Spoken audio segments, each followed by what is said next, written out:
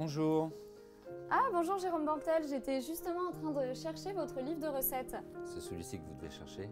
Exactement. Allez, si on allait en cuisine voir un petit peu comment ça se passe. Avec plaisir, on y va alors.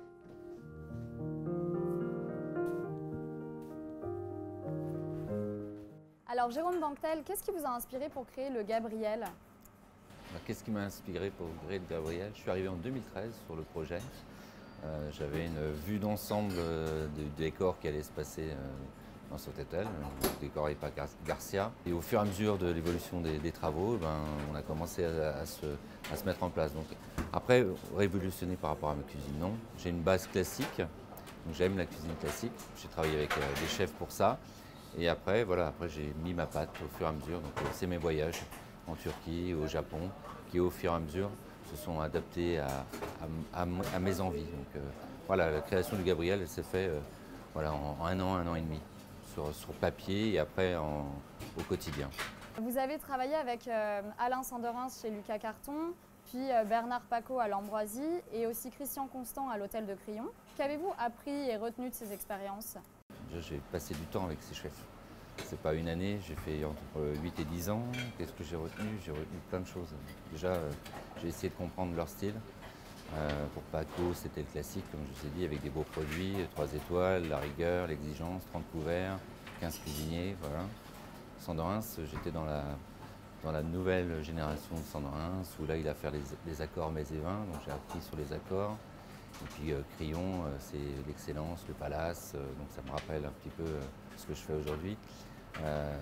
Tout ça, ça a forgé mon identité culinaire, ça m'a forgé aussi dans mon travail avec mes équipes, ça a été mon modèle à chaque fois. Donc j'ai pris un peu de tout le monde pour m'y inspirer. Et aussi dans ma cuisine, on retrouve des petites touches de Sanderins, des petites touches de Bernard Paco. Le Crillon, c'est l'excellence. C'est la rigueur, les beaux produits, le caviar, enfin voilà. D'ailleurs, vous avez atteint l'excellence puisque en février 2016, vous avez obtenu 2 étoiles au guide Michelin, seulement un an après son ouverture pour le Gabriel, ce qui est incroyable. Donc pour vous, c'est plutôt un objectif ultime ou juste une étape?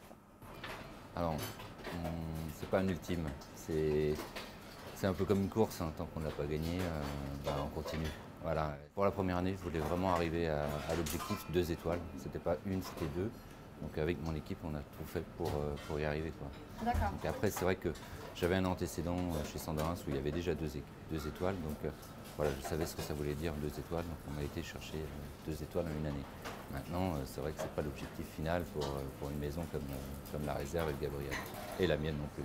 Alors vous avez édité votre premier ouvrage sur votre passion de la gastronomie où vous partagez donc vos recettes. Est-ce que vous pouvez nous dévoiler une astuce signée Jérôme Bantel? On va le faire en direct. Génial! Petite astuce. Vous l'avez dans le livre, le pas à pas aussi. Donc à la fin de ce livre, vous l'avez en explication à chaque fois de toutes les étapes qu'on doit passer. Donc là, on va aller juste sur le dressage. J'ai expliqué en même temps. Donc là, vous avez un jaune d'œuf, voilà, qui a mariné dans un miso. Donc moi, je l'appelle beurre de poule parce que c'est la consistance qui me fait rappeler un peu le beurre, breton d'origine, donc vous comprenez que c'est important. Et là, vous avez la truffe hachée. Wow. Et on va travailler sur un champignon crème de l'île de France. Donc, voilà. Et puis voilà, une rondelle de truffe. Donc on prend le jaune d'œuf qui a confit pendant 2 jours dans une pâte de miso. Et on va le rouler dans la truffe.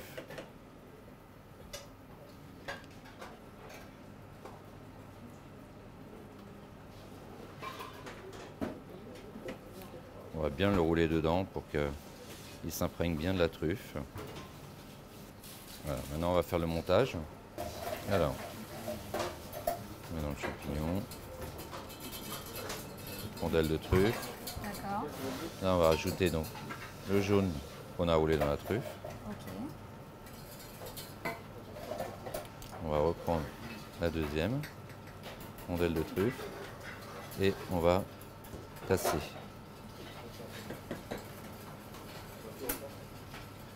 C'est magnifique. Voilà, le montage qui est fait. Ici, on va prendre, donc c'est la poudre de champignon qu'on a fait sécher, qu'on a mixé.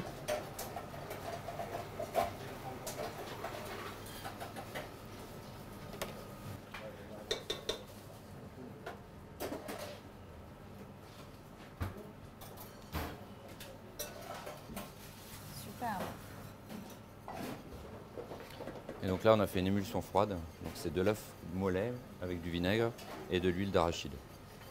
Et on va venir.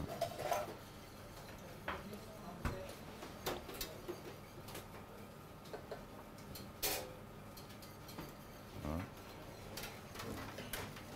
Et la petite difficulté, c'est vraiment de venir au centre. Superbe. Et voilà. Donc c'est le truffle burger. Tout le à fait. mushroom burger. Voilà, tout à fait, à la truffe. Un des classiques, on le sert uniquement en amuse-bouche. Génial. On va passer à la dégustation. Avec plaisir, je suis. Merci beaucoup Jérôme Banquetel de me recevoir, de Merci m'accorder à votre vous. temps. Et j'ai hâte de me délecter de cette entrée que j'ai presque préparée finalement. Hein. Ouais, vous avez vu toutes les astuces au fur et à mesure. Exactement. Alors comment on la découpe cette entrée? J'ai peur que ça s'écrase, non? Voilà, c'est très joli comme ça, mais quand on va attaquer le coup de couteau et le coup de fourchette, ça va changer un peu l'aspect. Le but, c'est quand même d'avoir toutes les couches. D'accord. Donc, pour avoir un peu plus de facilité, on Ah. dépasse un petit peu. Et D'accord. ensuite, on va commencer par le jaune, on va couper. Oui, le jaune, donc on a Voilà. enrobé de truffes. Voilà. Et ensuite, on va revenir sur le côté pour refaire un petit peu le chapeau. D'accord. Et on sent votre inspiration japonaise du coup, parce que j'ai lu que vous alliez beaucoup au Japon. Et, À partir de 2008, j'ai fait énormément ça. de voyages au Japon. Ouais. Puis après, je me suis beaucoup inspiré de ce qu'ils font. Et puis maintenant, ça fait vraiment partie des éléments que je mets en avant, mais subtilement, là, ça fait son effet. Et on a le côté en même temps authentique du burger et la version bien sûr gastronomique 2 étoiles. Et végétarienne en même temps. Et végétarienne. Et d'ailleurs, vous faites aussi des menus végétariens, j'ai vu, Oui. le midi. Bah oui, midi et soir, soit en dégustation, soit en plat unique. Énormément de demandes aujourd'hui. Bien sûr. Et je pense que, en plus, moi j'adore travailler les légumes. Je pense que ça fait plus partie aujourd'hui de ma cuisine. C'est-à-dire que j'axe plus sur la garniture que sur le produit en lui-même. Bon, là, on sent vraiment bien la truffe, ça embaume tout le palais. C'est vraiment très subtil, en plus, pour une mise en bouche. Oui, ça met en Ça appétit. annonce vraiment Voilà, la suite qui arrive. tout à fait. Du coup, en quoi la cuisine japonaise devient-elle complémentaire avec notre gastronomie française? Bah, je m'en suis aperçu, c'est mon premier voyage. Moi, j'ai une cuisine où, quand vous voyez, c'est très droit. Il n'y a pas beaucoup de décor autour. C'est un dressage central. Les goûts, c'est net. Et ben, les Japonais, c'est pareil. Il n'y a pas 10 goûts différents quand ils font quelque chose. C'est un produit, un goût, un peu de condiment. Ben, c'est un peu ce que je ressens dans ma cuisine. Et donc, bon, pour moi, il y a eu tout à fait une similitude entre les deux cuisines. Bien sûr. Et quand on parlait tout à l'heure de l'artichaut, qu'on verra, voilà, c'est aussi un voyage pour trouver l'idée. Je travaille la chaux vive. D'accord. Donc c'est vrai que quand on dit ça aux clients, que j'utilise la chaux, ça fait peur au début. Oui. Mais c'est quelque chose qui existe depuis très très longtemps. Beaucoup utilisé au Brésil pour confire les agrumes, pour qu'ils évitent d'exploser quand on les met dans le sirop. Donc voilà, c'est un process très ancien que j'ai adapté à ma façon. Je ne le cuis pas dans un sirop, mais voilà, ça me permet de travailler chaque produit, chaque légume différemment. En fait, c'est intéressant parce qu'on goûte des saveurs nouvelles.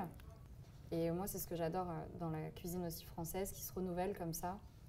C'est bien aussi traditionnel, bien sûr, mais là, repartir avec de nouvelles saveurs en bouche, je trouve que c'est comme ça qu'on décrit aussi un grand cuisinier, un grand chef. Comme vous me disiez tout à l'heure, qu'est-ce qui me caractérise? J'aime entendre les gens à la fin du repas qui disent on a voyagé, quoi. Donc là, vous préparez mon palais par espalier à chaque fois? Tout à fait. C'est pour ça que c'est un amuse-bouche. D'accord. Ça met en appétit, sans trop... ça appelle autre chose derrière. On a envie d'être bouleversé. Et avec l'artichaut, je vais me retrouver au Japon tout de suite alors. Un mix entre... vous êtes parti de la Bretagne et vous allez au Japon. Génial. Waouh! C'est superbe, hein? Et ça sent bon, ça sent un peu la sauce, peut-être soja caramélisée un peu, non? Il y a ça, et puis il y a le côté... la feuille de sakura, c'est un petit peu, si vous connaissez un petit peu la pâtisserie, c'est la fève de tonka qu'on ressent. D'accord. Et donc, l'idée du vinaigre que vous avez là, c'est un vinaigre de feuilles de cerisier en fleurs. Donc, au mois de mai, Le fameux sakura. voilà, Au Japon, ils récupèrent les feuilles de cerisier et ils en font des vinaigres. D'accord. Voilà. Donc voilà, c'est ce que vous avez en petit gel comme ça. C'est ce qui glace aussi l'artichaut. Donc là, on revoit l'artichaut sur toutes ses formes. C'est-à-dire vous avez une purée d'artichaut, un quartier d'artichaut qui est travaillé à la chaux, et dessus, le côté frit, c'est de l'artichaut frit. Wow. On a un mélange de coriandre fraîche. C'est important, le côté herbacé dans ce plat. Et puis, tout ce que vous voyez qu'il a ajouté au milieu, ça s'appelle une barigoule. Donc, toutes les parures de l'artichaut, on en fait une sauce. D'accord. Avec du vin blanc, des carottes, du céleri. Et on la monte au beurre. J'ai rarement vu une entrée comme ça, aussi innovante. C'est un plat signature aujourd'hui du Gabriel. C'est très joli, c'est très graphique, structuré. On dirait un peu, comme on dit, le pays du soleil levant. Oui, c'est vrai que vu cet angle-là, C'est très beau. On a envie de goûter, hein. On y va là. C'est délicieux, ça embaume le palais, encore une fois, avec plein d'ingrédients dont on n'a pas l'habitude de goûter.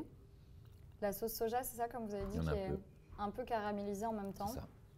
Et l'artichaut, c'est tout le vinaigre fondant. aussi qui est réduit et qui sucre un peu, mais qui fait développer aussi l'arôme de l'artichaut. Et comme je vous ai dit là, le travail de la chaux permet d'avoir une texture qu'on n'est pas habitude d'avoir. On connaît l'artichaut qui est rôti, on connaît l'artichaut qui a été cuit dans un blanc, mais celui-ci est différent. On a une pellicule à l'extérieur, on a l'impression que c'est cru, et puis à l'intérieur, c'est confit, un confit d'artichaut. Oui, puis vous avez joué sur toutes les textures, donc c'est l'artichaut dans toutes ses formes. Il y a énormément de travail dessus. Ah, mais ça se voit. Pour faire ça. C'est un choix de produit aussi, il faut qu'il fasse... l'artichaut à la base, il fait 700 grammes. On les pèse pour que le process fonctionne, c'est important. Et l'artichaut que vous avez choisi, c'est lequel? Parce qu'il y a plusieurs Oui, sortes. mais là, je change de région, mais là, on est dans le bon moment pour la Bretagne, et on est sur un mâcon, quelque chose qui a un fond assez épais. Parce que c'est important, il faut de l'épaisseur quand même. Ça peut pas marcher avec des poivrades. On est obligé d'avoir des calissons, et puis... Et comment vous faites alors pour le glacer comme ça? On va le colorer légèrement au beurre au début, et puis on va ensuite le déglacer au moment avec le vinaigre de Sakura. Et petite astuce aussi, pour que ça glace bien comme ça, on fait un bouillon avec de l'algue kombu. Ah oui. Un peu dans l'idée d'un dashi. Et le côté algue, donc agar-agar, va venir fixer le côté brillant et le côté du vinaigre sur l'artichaut. Et qu'est-ce qui vous a donné envie de cuisiner? Est-ce que c'est lié à votre enfance qui vous a donné cette inspiration pour plus tard? Un peu d'origine, un peu de ma grand-mère, qui m'a beaucoup élevé, mais c'est vraiment un pur hasard. Ah oui? J'aimais faire la pâtisserie, mais de là à vouloir faire mon métier, pas du tout. Et après, quand en 30 ans, vous êtes nourri de Michelin ou d'autres guides, voilà, vous arrêtez pas là-dessus et vous voulez à votre tour aller chercher côtoyer les étoiles, aller chercher la troisième, qui est l'excellence, qui est le Graal. Bien sûr. Donc votre restaurant est dans le palace La Réserve. Qu'est-ce que cela implique pour vous? Le plus important, c'est d'avoir, voilà, dans ce genre d'établissement, c'est d'avoir un propriétaire, en l'occurrence Michel Ribier, qui me fait confiance depuis 2013 maintenant, parce que avant d'ouvrir en 2015, il m'a donné la liberté de faire ma cuisine. Donc c'est tellement rare, et c'est vrai que d'avoir son soutien depuis l'ouverture pour aller chercher l'excellence, c'est ce qui est le plus important. Bien sûr. C'est un ensemble, c'est l'envie qu'on a d'avancer, c'est aussi pour remercier toutes les personnes qui sont autour. Le service par Thomas Feffin, la pâtisserie Adrien, Aurélien pour la sommellerie, c'est des gens qui contribuent à donner un service et une exigence et une excellence pour le Gabriel. Bien sûr. Et on voit que vous faites partie donc des meilleurs chefs de France, puisque on reconnaît parmi plusieurs assiettes, aujourd'hui je saurais reconnaître la vôtre, puisque vous avez une vraie identité, et c'est ce qui fait toute la différence. Merci, tout à fait. Merci beaucoup Jérôme Banquetel d'avoir pris le temps de me recevoir. C'était vraiment un plaisir de partager ces instants étoilés en votre compagnie. Et je me suis régalée, c'était divin. Et je repars avec plein de nouvelles saveurs en bouche que je ne suis pas prête d'oublier. Merci beaucoup de m'avoir fait plaisir en votre présence. Merci beaucoup.